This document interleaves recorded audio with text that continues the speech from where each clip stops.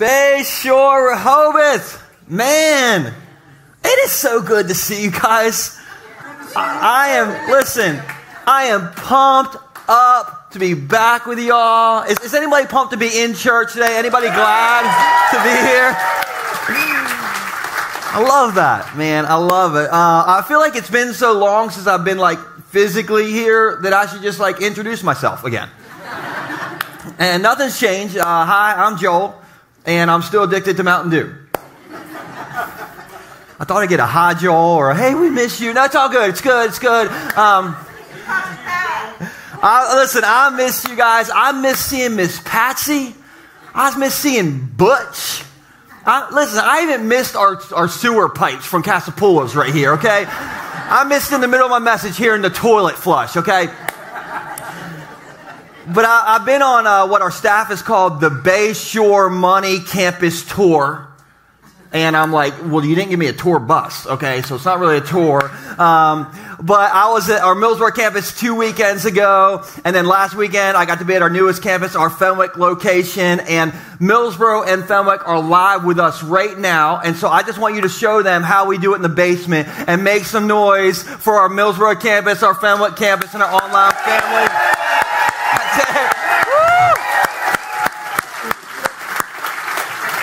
Love that you guys are here. And if you've missed the last few weeks, we've been in this money series called Back in Black. And good news.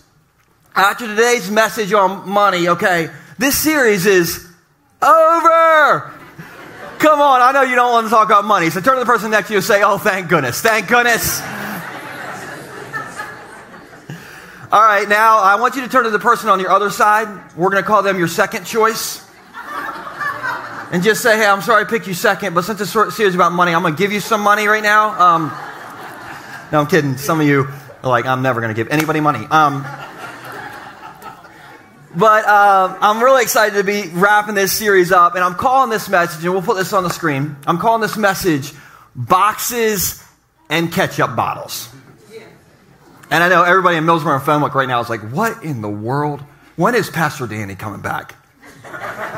Next week, okay? He's coming back next week in Millsboro and Fenwick. Rehoboth, you got to put up with me next week, okay? But I want to start out this way. I know I always kind of ask a question, but instead of asking a question to start out, I just want to tell you something. I can read your mind. I can. It's a pastor superpower. I don't know if you know, but pastors, we have superpowers. Like, for instance, I can make my Bible hover above my desk when I'm studying. I can glow in the dark, and I can read minds, okay? Pastor superpowers. And so here's my pastor superpower at work, okay? I'm reading your minds right now, and some of you have heard me talking about money the last few weeks, and you think I'm cheap. You know I'm cheap.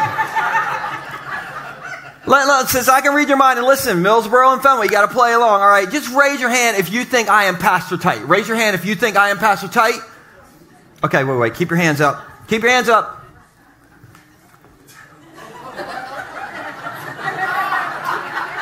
I got to figure out who I am not sending a Christmas card to this year. Listen, I'm tight. I'm not going to waste my money on you all on postage if you all think I'm cheap. Listen, I am cheap. I am so cheap that I have driven around the McDonald's drive-thru twice before to use 2 coupons.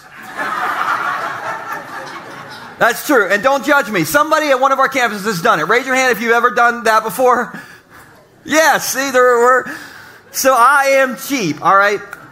But what you may not know, Millsboro and Fenwick, you may not know this. I don't think Rehoboth knows this, but my wife is way cheaper than me. She is the captain of Cheap Town, you guys, okay? I have seen my wife wash paper plates to save money. This is true. My wife will eat leftover food to save money that is so old. All right, I'm over there and she's like, it's good. Mold is flavor, So she is cheap. And so keep that in mind. And a few months ago, Stacy came home from work one day and she was like, hey, honey, one of my coworkers is selling Girl Scout cookies for her daughter. Because her daughter, I guess, wanted to sell 100 boxes or something, probably to save lives and help people. And so I'm thinking, we're getting Girl Scout cookies, And listen, I'm cheap, but I will give the Girl Scouts of America all of my money for Samoas, okay? Listen, my kids, they don't need new clothes for school or new shoes. What we need in our house are Samoas, okay? And so I was like, we're getting Girl Scout cookies. I'm like, baby, what kind did you get? And she's like, I didn't buy any of those boxes. They were $5 a piece. $5 a piece. And I'm like, I know. Isn't that a good deal? And she's over there like washing off a paper plate like $5. I'm going to eat my 5-month-old moldy meatloaf tonight for free. Anyway, we gave $20 for the Girl Scout cookies, because somebody in the house had to have Samoas, okay? And I wanted to get I did some deep research on Girl Scout cookies this week. And so I don't know if you know what the top 3 selling Girl Scout cookies are, but who at every campus, do you like Girl Scout cookies? Anybody like Girl Scout cookies? Okay, here's what the research says about the top 3 selling Girl Scout cookies. The number 3 top selling Girl Scout cookie are tag-alongs. Where are the tag-along people at? You love the tag-alongs? Oh yeah, you put that peanut butter and chocolate together, the Lord is good, right? Amen to that. Next, Samoas are number 2. That's my personal favorite. Where are the Samoa people at? Woo! That coconut crunch butch. Oh, that's right. I will 2-step and cowboy boogie that, man. And then last, but number 1, top selling Girl Scout cookie are. Okay, who's in the Thin Mints? Weirdos. Terrible choice. I don't like those. But I was going to get some Girl Scout cookies for this talk, but apparently they're out of season. But this is where my cheap wife comes into play. She had taught me that Audie over here has knockoff Girl Scout cookies. Listen, who needs Samoas when you got Benton's caramel coconut fudge cookies for $1.88? And listen, I've never had these, but I have had the tag-along knockoffs. I'm going to say it. They're better. I mean, the church just got smaller. Some of you are leaving. That's okay. But these are better. But there's one problem with this, and I ran into this problem last night on my couch, and that's true. The serving size is 2 cookies. What kind of psycho only eats 2 cookies? That's the pregame. That's when you're just warming things up. You know what I'm saying? I think it should be 2 sleeves, right? Who thinks 2 sleeves? Right there with you. Because when I have 1 or 2 good ones, what do I want? More. We want more. Okay, so I can't have these in my house. So I'm going to give these out to somebody here. And Millsboro and Fenwick, you're going to get some cookies too. Somebody at your campus is going to give out some cookies. So Josiah, it was Josiah's birthday 3 days ago. Josiah, there you go, buddy.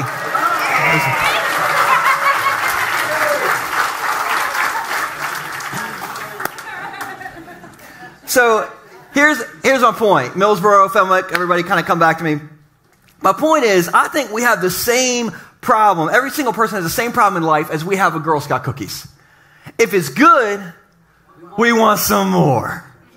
And if it's, if some is good, then more is going to be better, right? This is why, for instance, I went to a buffet for the first time in probably 20 years. I went to a buffet last weekend, okay? And the last buffet I think I went to was the Bonanza in Millsboro. Millsboro campus knows about the Bonanza. But this buffet, or I call it the buffet was at the Delaware Shorebirds game, and we got the tickets with the buffet, praise the Lord. And I got, this is not a lie, 2 cheeseburgers, a hot dog, and a pulled pork sandwich by the 2nd inning. And I was like, and you'll relate to this, oh, I'm never going to eat ever again. Then, the 7th inning stretch. I could get some more. Can you relate to that? Yep. I just wanted some more. I remember the very first time that I got a paycheck with a comma. There's a comma. I'm like, there's a comma. I will never need any more money ever again. Then I found out that my employer had gone from weekly paychecks to biweekly. All right, that's why. But anyway, No matter if that was the case or not, eventually you think, oh, I'll never need more, but eventually you're going to want what? More. And so like everything is like in our culture says the answer is more. If something's good, we want more. And that's why we're always looking to the next thing to kind of like buy. That's why we have things saved in our Amazon cart. Come on, because when payday hits, you got to hit that buy button. Who's ever saved something in your Amazon cart for the perfect moment? Oh yeah, who's got something in there right now? You're like, yeah, waiting for payday, baby. And so, listen, marketing has convinced us that contentment comes from the next purchase. Contentment is just in that next purchase. And today, I just want to tell you that contentment isn't in your next purchase. Contentment is all in your perspective. Contentment is not in your next purchase. It is in your perspective. And this is what I'm learning. I wrote this down this week because this is like helping me. Contentment doesn't come from getting more of what you want. Contentment comes from being more grateful for what you already have. It doesn't come from getting more of what we want. It comes from being more grateful for what we already have. And contentment like that can make you feel richer than any bank account ever can. Contentment like that can make you feel richer than that poor guy who won the Mega Millions in Illinois. I was hoping it was a Delaware person. I was really hoping it was a Bay Shore person. We're going above ground quick, buddy. But listen, contentment can make you feel richer than any bank account can, than any lottery ticket can, than buying more or getting more of whatever. And I know, like, maybe in Millsboro, maybe Fenwick, you're like, what on earth is this hyper guy talking about? Like, what does he mean? Like, real content means you'll be real rich. I just want to show you where I get this idea in the Bible. And this is in 1 Timothy chapter 6, verse 6. And 1 Timothy, you probably think, who wrote it? Timothy. Okay, that will be what you think. But this is a guy named Paul, because he's trying to trick you all out, okay? And so Paul says this. He says, yet true godliness with what? Contentment. With contentment is itself great wealth. Come on, Bay Shore. Who wouldn't mind some great wealth? Who would not mind some great wealth? Paul's like, you can have it. You just need some more Jesus and some more contentment, and you'll have great wealth. And then he explains why. He says, after all, we brought nothing with us when we came into the world, and we can't take anything with us when we leave it. Now, you know this, okay? I know you know this because back row people, maybe overflow people, have you ever seen a horse pulling a U-Haul? Have you seen it? Because I have not. Because you can't take it with us. And so here's what qualifies if you're rich or not. He says, so if we have enough food and clothing, let us be content. Now, I can't speak for Millsboro and Fenwick, but I can speak for Rehoboth. Nobody here is naked. Which I'm grateful for. And so, listen, maybe you came to church to hear this today. If you're content, you're rich. You're rich. Matt, you're rich. You're rich. Bing, rich. Rich. Millsboro campus, you're rich. Fenwick campus, you're rich because you're not naked and you're not starving. I'm looking around here and don't look like anybody in the room has been hungry in a long time. Eating real good, okay? Now, when we talk about being content, maybe you're like, oh, I guess I shouldn't have ambition then. Okay, I'm not saying that you shouldn't have ambition. I'm not saying that God doesn't want to bless you. I believe God loves to bless his people. And I hope he blesses you so that you can bless us by buying us the Peebles over there so we can move in over there. I'm not saying that you shouldn't be ambitious. I am saying though, don't fall for the marketing lie that more whatever will lead to a rich life. Because only more Jesus and more contentment will truly lead us to a rich life. And the good news is you can walk out of here today with that. And I don't know if you know this, but you know all the research shows that anything you get more than your basic needs. Okay, so more than your house, more than your food and your clothing, more than your car, even if you drive a hoopty car, one of those that you have to roll the window down. And then, like on the Accord, okay, you roll the window down and then the headliner flaps in the wind, That's still, once our basic needs are covered, anything we get more than that, all the research shows, it barely moves the joy needle. Barely. And I know this because like a couple years ago, I was at Disney, the happiest place on earth. And I was standing in line for the Toy Story ride, okay? The Slinky Dog Dash. A 2-hour line. I'm standing there, and they play Pharrell singing Happy over the thing, like, because I'm happy. I'm like, shut up, Pharrell. I ain't happy in this line. Why? Because anything above our basic needs barely moves the joy needle. And so I just have 1 point for you today, which is a miracle in and of itself. But I have a miracle, or 1 point for you, and we'll put this on the screen. And it's just this. This is today's point. I just need a little more, and then I'll be content, is a myth. It's totally a myth. Totally a myth. And we've been talking about money and how to maybe get more in that area. But just saying money itself or getting more will make us content is a myth. Now, I heard a joke the other day. You want to hear the joke? Millsboro family, you want to hear the joke? I heard him. Pastor Superpower. We can hear through the camera. Anyway, here's a joke. Who is more content? The person with 5 kids? Listen, this is not a joke about our worship leader, Bo Jukes, okay? But who is more content? The person with 5 kids or the person with $5 million? 5 kids or $5 million? 5 kids or $5 million? 5 kids.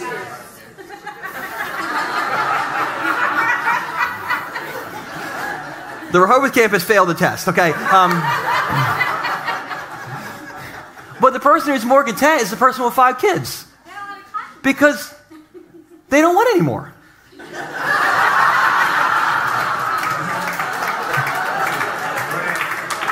They're good. Listen, the person with $5 million, you know what he wants? 6. The person with 5 kids has never said, I want 6.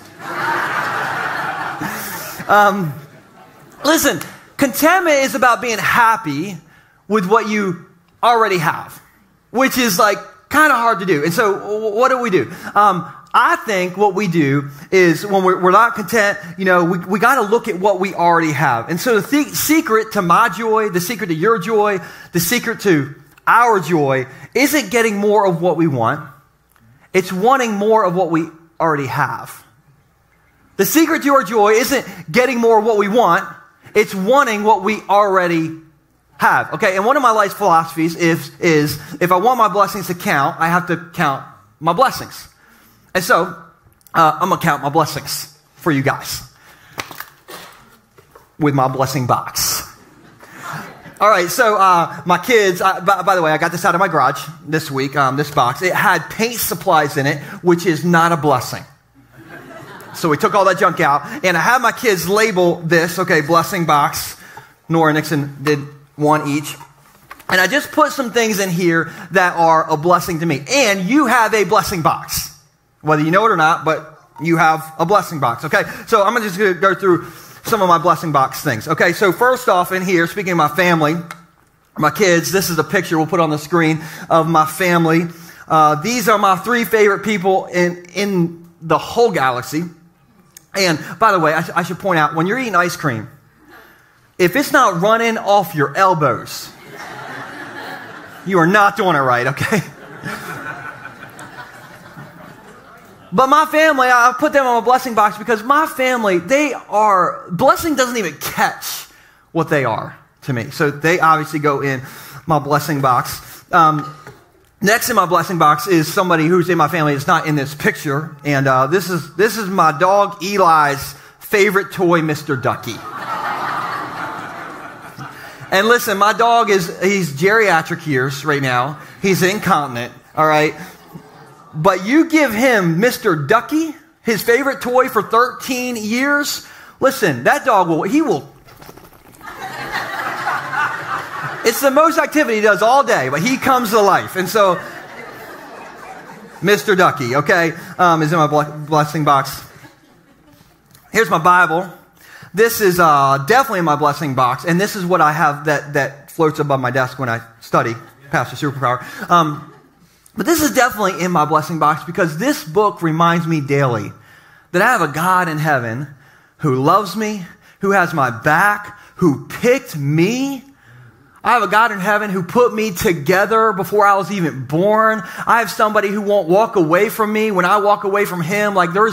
God is infinitely the greatest thing that's ever happened in my life. And so there's no doubt that this is going to be in my blessing box. Aren't you thankful that Jesus is there for us and we have him in our life? Is anybody thankful for that? So this is definitely in there.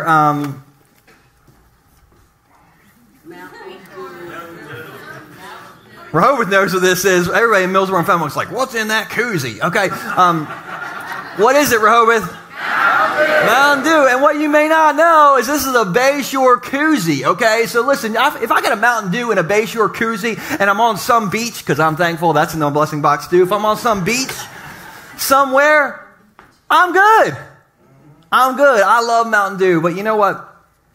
I love my church more than I love Mountain Dew. I love you guys. Some of you are like, oh, he loves us more than a beverage. I'm glad, the bar's real low, apparently. We really mean a lot to him. But you guys really do, honestly. There's not a better church on the planet. There's not a better group of people. There's not a better volunteer group. There's not a more loving group of people, a more generous group of people. I just got to go visit all 3 campuses. Our church isn't just in a basement. Our church is in Fenwick. Our church is in Millsboro. Our church is big and making a difference. And I'm thankful for you all. I love you guys. I love you guys. Now, let's just get this out of the way. The Ravens are in here, and listen, you need to know, Jesus wants you to be a Ravens fan. And it's biblical, all right? Millsboro and Fenwick, it is biblical. Let me just show you. This is from Jesus. This is what Jesus said in Luke 12:24.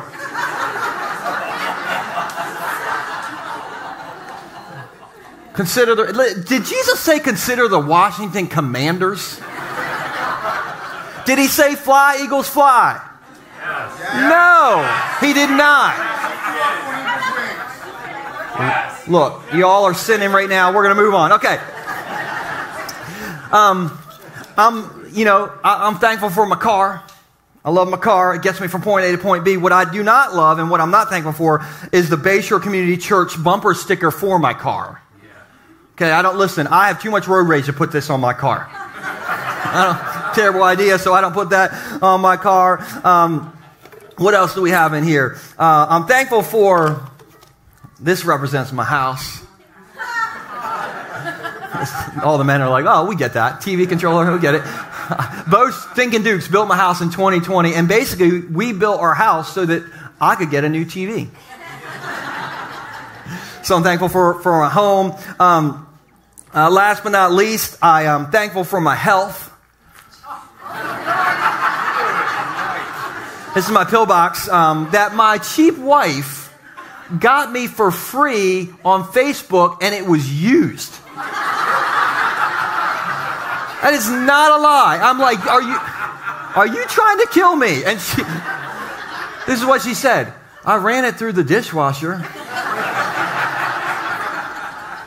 Anyway.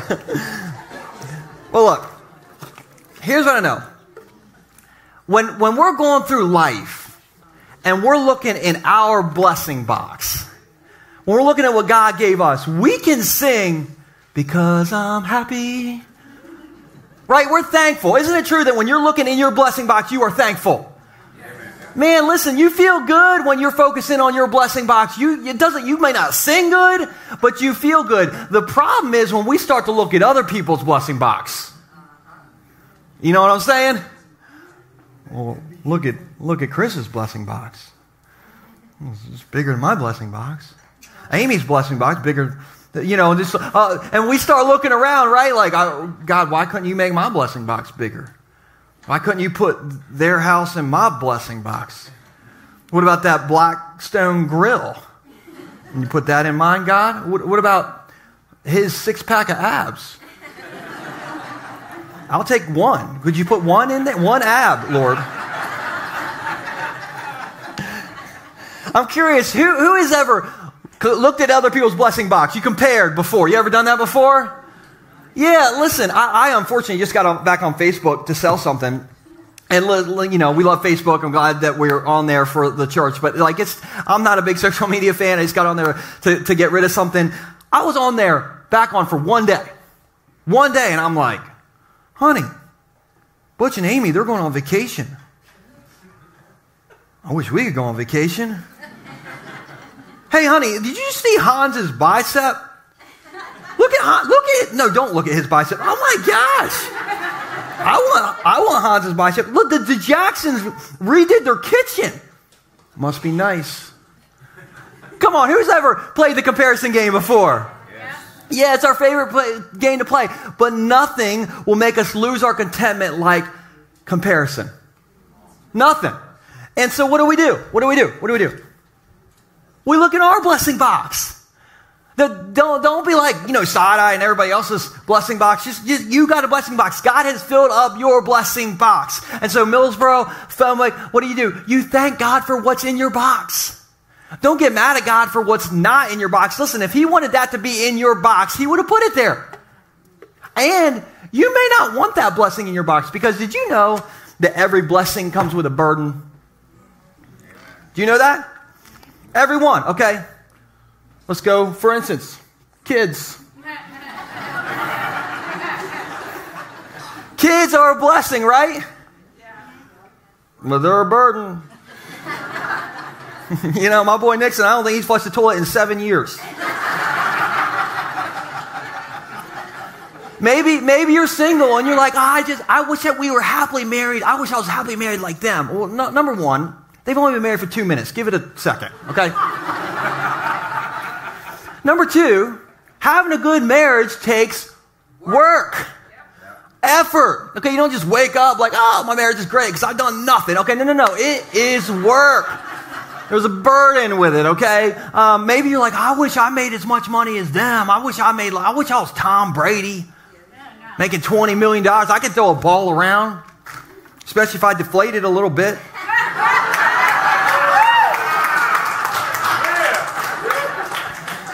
Listen, do you know how many hours successful people put in to get where they're at?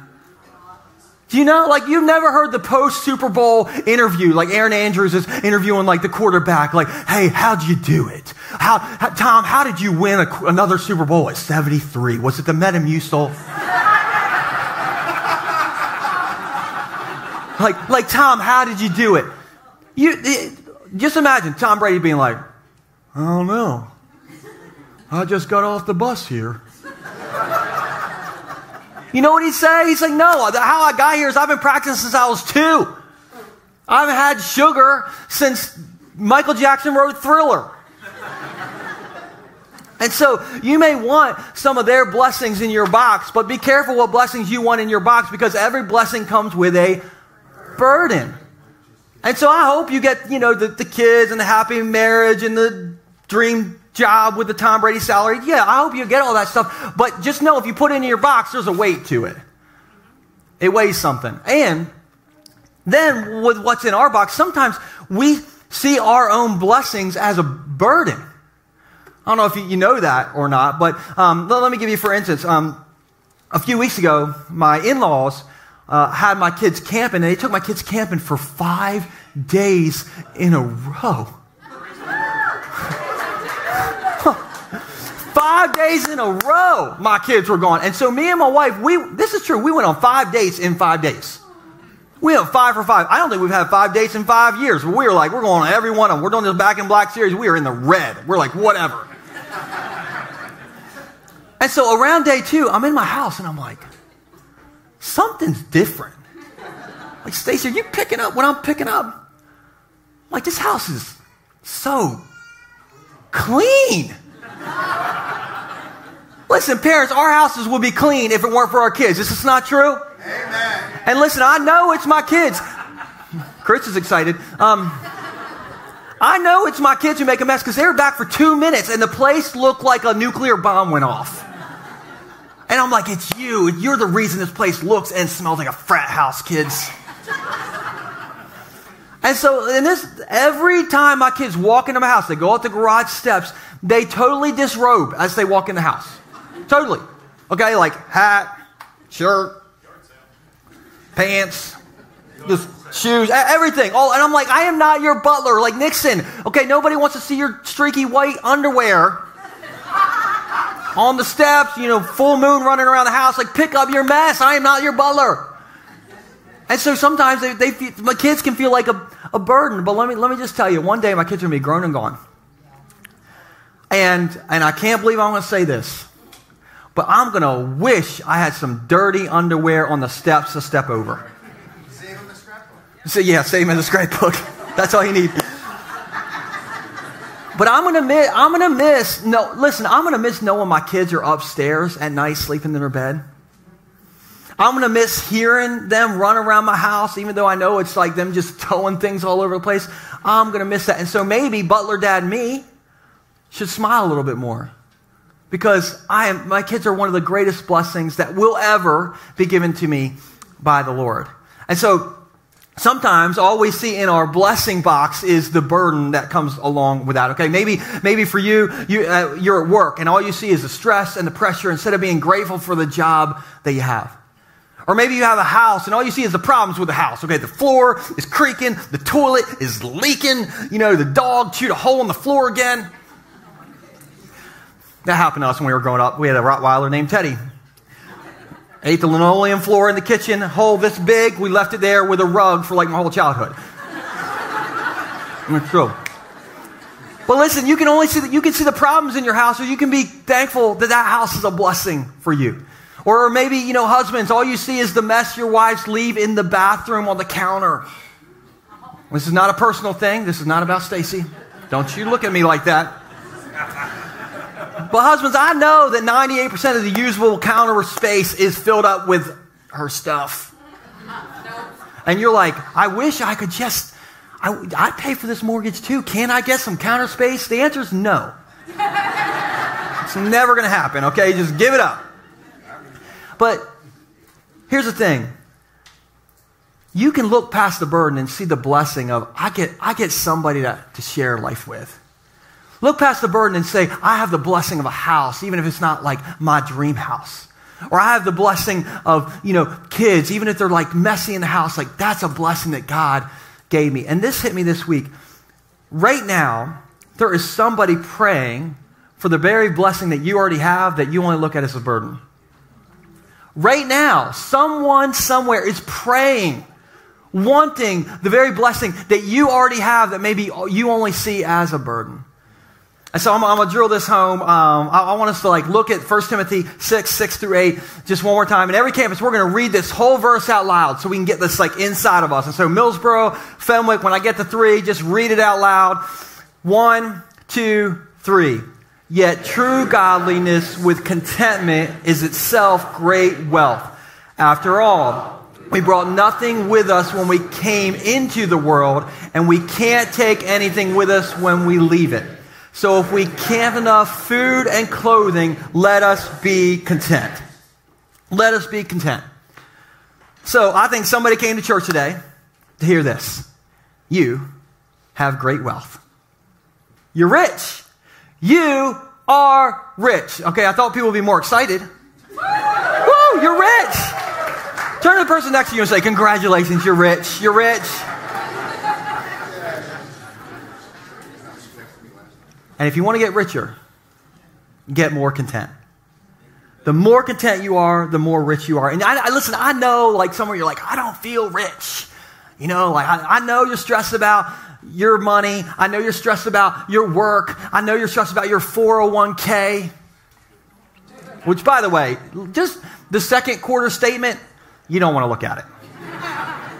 Don't look at it. It's not going to be a blessing, okay?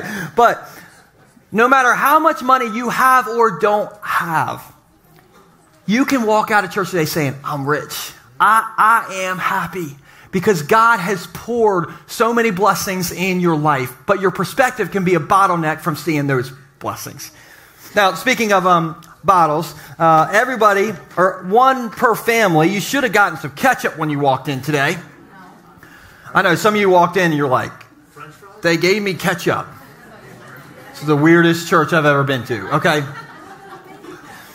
But we got some ketchup. Now, we did one per family, and so Millsboro and Fenwick, you should have one of these as well. We did one per family because I'm Pastor Tice, and these were like $1 a piece.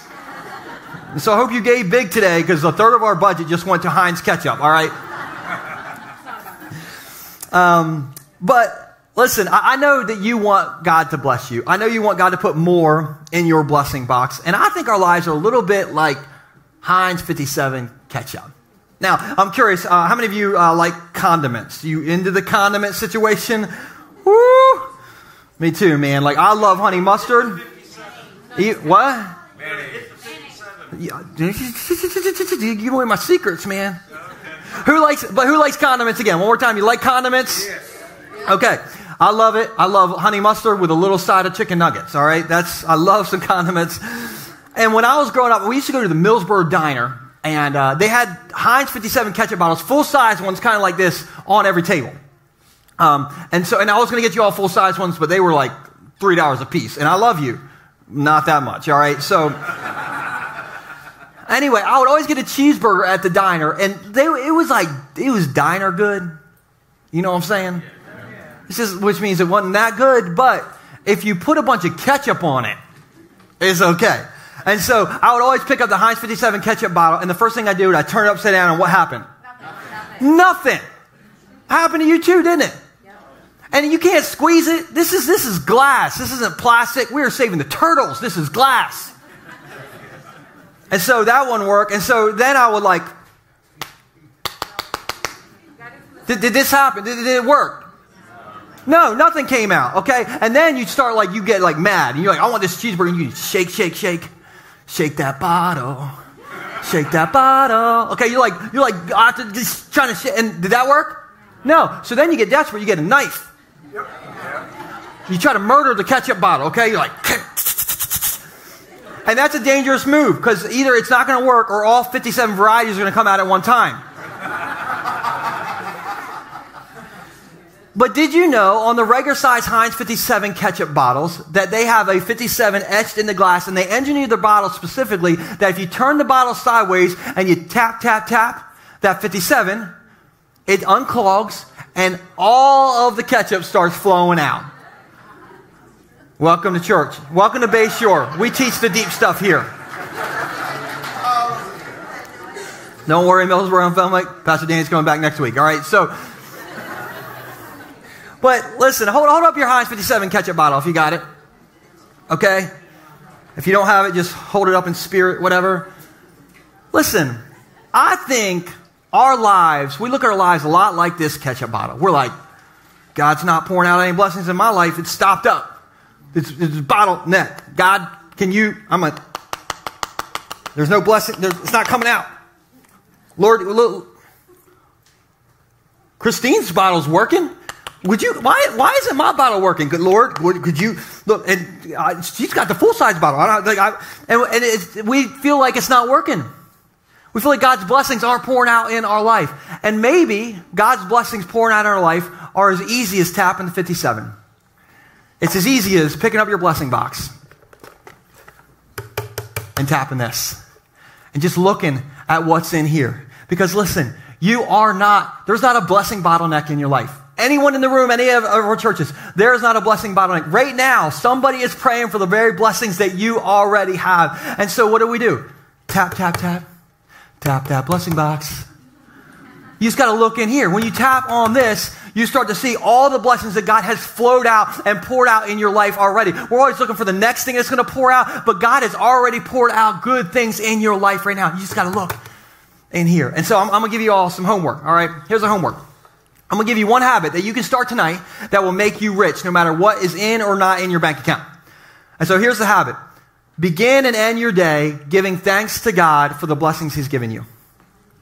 Begin and end your day by tapping your blessing box. And so when you wake up in the morning, God, thank you that I had a bed to sleep in last night. You wake up in the morning, maybe you're walking to the bathroom and you got you have a bad knee. So you're like stanky leg walking to the bathroom. But you just say, God, I got one good knee. Woo! Tap Tap that blessing box. And then at night, like, God, thank you for giving me the patience for 8 hours to put up with my boss today. Tap that blessing box. God, thank you for air conditioning. It is July and it is hot. God, thank you that you have given me a family. Thank you for the family I have, even the ones I don't really like that much, okay? God, thank you for my health. God, thank you for your son, Jesus, who came and loves me and is there for me and walks me through my darkest valley. God, thank you, thank you, thank you. And you just tap on that blessing box. Everybody say, tap, tap, tap. Tap, tap, tap. Tap that blessing box. Listen, I think if you want to get back in black, if you want to get rich, like truly rich in life, you just got to look at all the blessings God has poured out in your life. There's not a bottleneck. Things haven't stopped flowing. God loves you. You just got to look for those blessings. And if nothing else is in your blessing box but Jesus, you're blessed. You're rich. And you have great wealth. Let me pray for you. Jesus, I'm so just always thankful for the words that you put in the Bible. And we just covered 3 verses today, but it's just, I feel like it is so important for where we are as a culture. Like we are marketed to that contentment comes from that next purchase. The next purchase is where we're going to feel better. God, help us know that contentment is only in you, and great wealth is only in being content with what we already have. And so God, instead of us looking around for what we want, help us to look at what you've already given us and be grateful for it. And when we have nothing that we can find, we're looking, we're searching, we don't know if there's anything out there, any blessings. God, help us to know that we have your son, Jesus. And that is always the greatest blessing any of us will ever have. And so, God, if we have you, we have great wealth. If we have nothing else, we have great wealth. But you blessed us to live in a country where we have stuff. And so, God, I just pray that we'll always know the source of what we have is from you. But the source of our joy is never in those things. It's always in you. And so, Jesus, help us with that. Help us to walk out of here, starting and ending every day, that when we open our eyes and when we close our eyes, to just thank you for the blessings you've given us. And when we do that, we end up being more grateful. We end up actually spending a little less money and maybe getting back in black. But we end up seeing what's really, really important. And that's the main thing. So help us with that today. In Jesus' name. And everybody said, Amen. Amen.